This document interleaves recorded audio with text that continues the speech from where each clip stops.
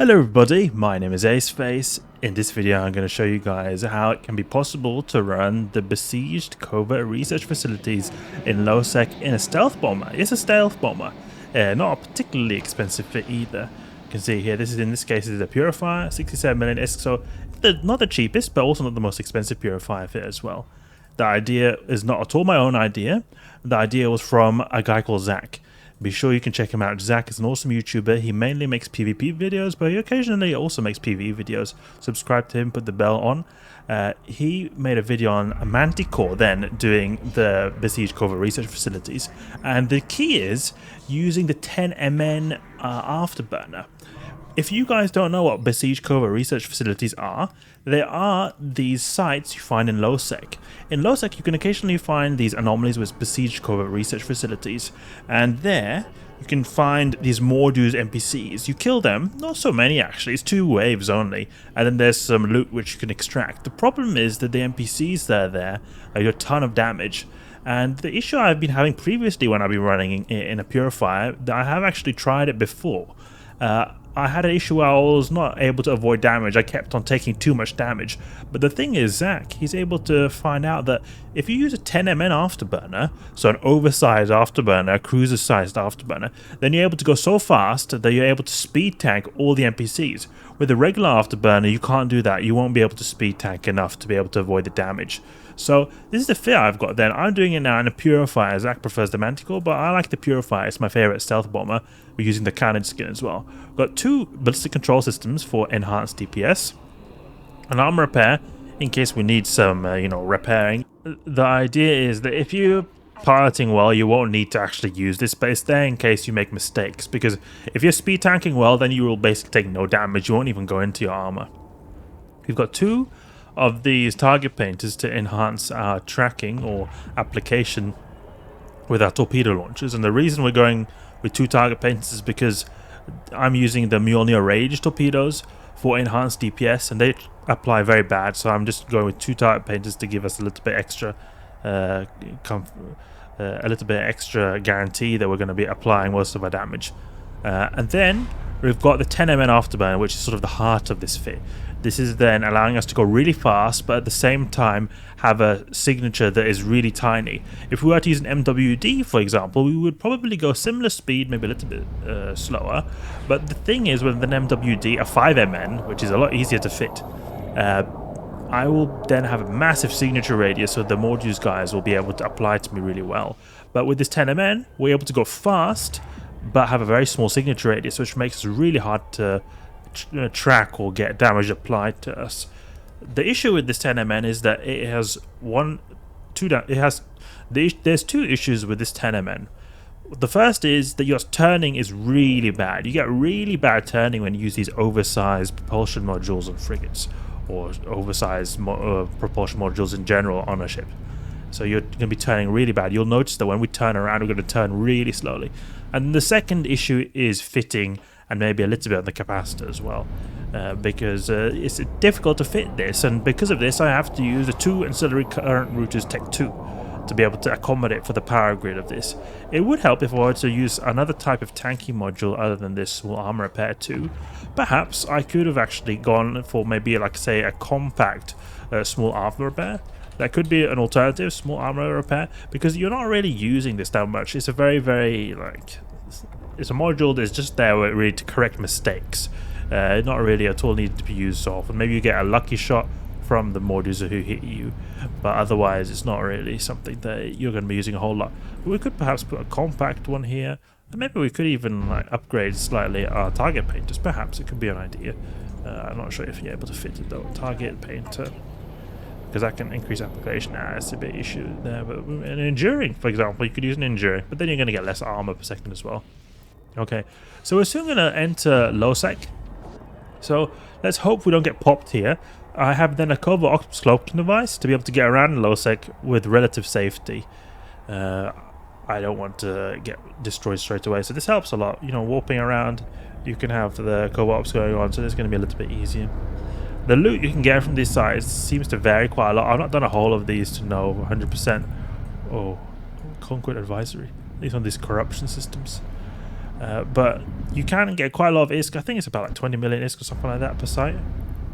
See, now do we have any Besieged Covert research facilities? We can look here on the agency tab and look in the exploration. Combat anomalies. Any here? Let's just continue down this loot train here. Use the. Oh, we can't use that because there's a wreck nearby. That was dangerous. That wreck was right next to us. Can't clock with the wreck on. The wreck there. Now I can use the cloaking device. Hopefully we don't get popped here. That would be a very unfortunate situation if we were to get popped in this gate here. We've got lots of criminals as well. We've got a cloak on, so it's good. But they could, you know, have stuff that decloaks us. You never know. And a smart bomb as well. Ares is alright. I think that'll be alright then. But we just need to fly around and find them. They're not that hard to find actually. Let's go. This is 0.5 system. Maybe it's altered by the security status. Mara. Cloak on. Good. That's lots of wrecks. Look at all these NPCs. I think it has something to do with this kind of factional warfare system. The insurgency. I did start out the insurgencies, but then I sort of stopped doing them. I should actually get back into it, to be honest. I'm not really following what's going on because I've not really heard so much about it from other people, so I just assumed that it was not so much going on. No besieged covert research facilities here. We just need to keep... Oh, there's one there. In Passeri. Let's go to Passari. See, there's one there. We can go there. Let's go. Alright. Let's find that besieged covert research facility.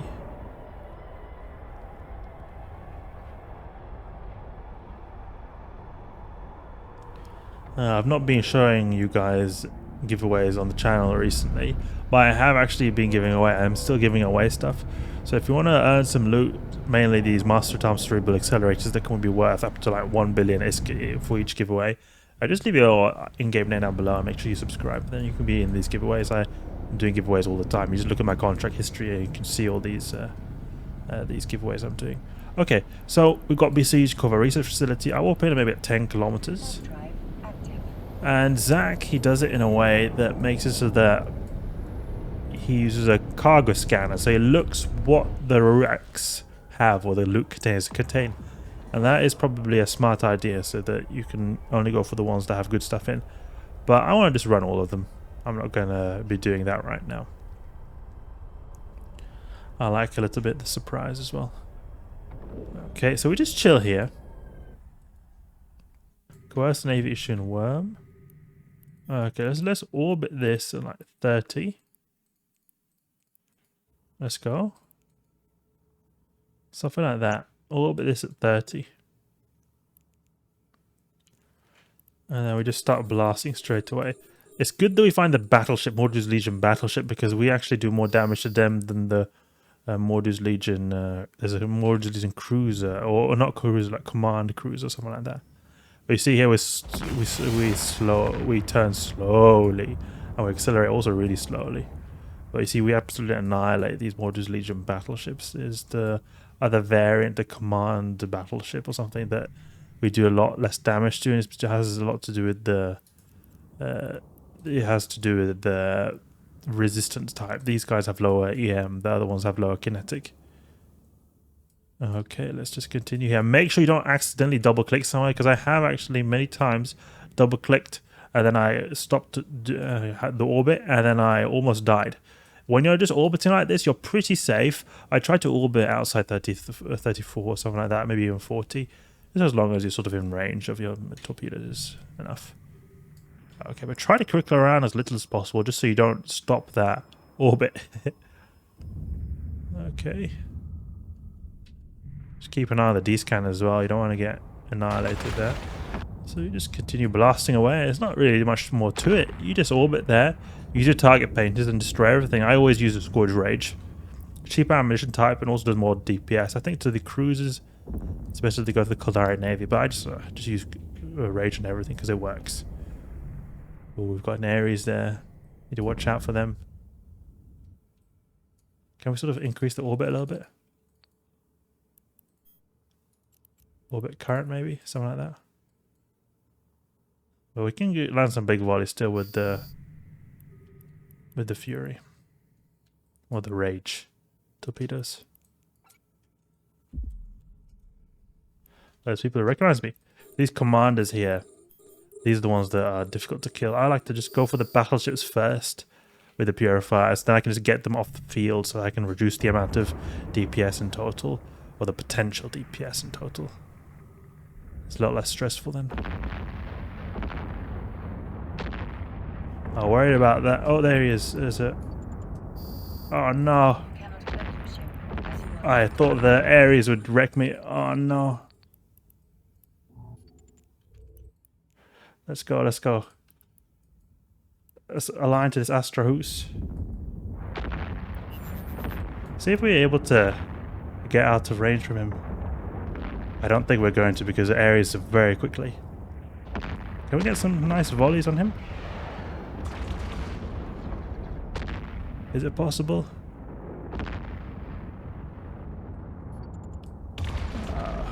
We're gonna get wrecked here. Come on now. Come on now. Get range now.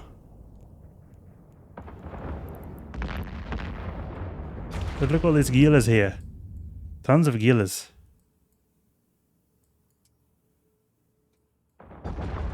We need to pull range. It's really difficult to get out of this one because we have no way to apply to him. Look at all of those Gilas over there. That was a fault on my part. I should have been more careful. When I saw an Ares, I shouldn't have just... ignored it. That's one big downside to this Afterburner fit as well. Because you can't just... you can't flee very easily. Your turn's so slow that you're just going to... Yeah, you're just going to get caught straight away, really. Oh, we've got drones on the case here. Yeah, we're getting wrecked here. Rest in peace, Purifier. Well, you see the point here. This is just a major mistake from me that not really being so attentive to the D-scan. But but this works, as you can see. We were able to tank these guys really easily.